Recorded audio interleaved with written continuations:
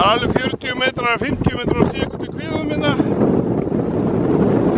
Það er búin kannsal og öllu sem við áttum að gera með búrum. Þannig að það er bara hótelvist í dag. Ég er með vídeo sem að kemur á eftir einu, ég ætla að vona að heyrist ykkur. Þið getið gert eitt fyrir mig. Farið inn á rásina og ítið á áskrift sem er einhvers staðar niðri.